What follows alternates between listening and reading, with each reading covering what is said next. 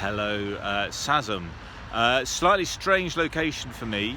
I'm actually outside St Mark's Church by a cherry blossom tree. And the reason I'm out here though is that I think it explains something of what I want to say about this Bible verse of Jesus, which we're going to be using at school.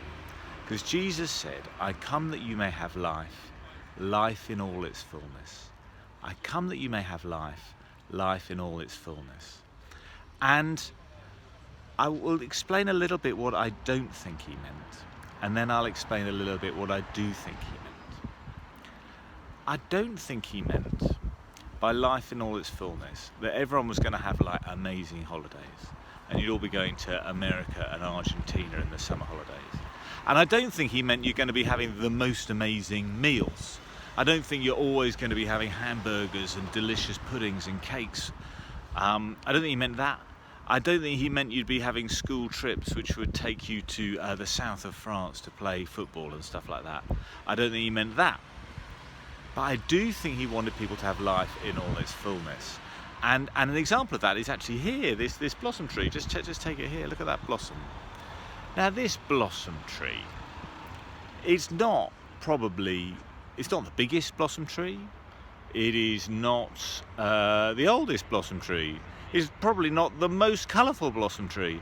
But look at this blossom, it's just gorgeous. It is just frothing and abundant and blossom, and it's just absolutely fantastic. Now if you want, you can just walk past this blossom tree, you know, it's nothing special. But once you really see it, you see just the most frothy, amazing plant, this beauty that's all around. And moments when you see stuff and you realise it's amazing, that's what I think Jesus means by life in all its fullness. Not that you're going to have exotic, extraordinary experiences. It can't be quite ordinary experiences, but ones which mean a lot to you. Now we all know, we can all turn up at school. We can all turn up and, be present.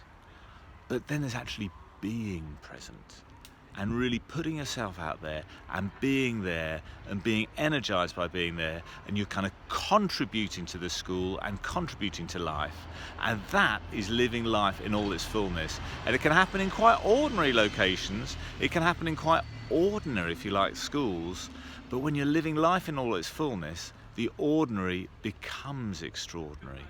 So this blossom tree for me is a little bit of an example of that. On the one hand, it's not the most amazing thing, but on the other hand, it is. This is an example of living life in all its fullness. So we're going to be talking a lot about how we should be living life in all its fullness. It's one of the things Jesus asked of us, and I believe it's an amazing thing which is open to all of us.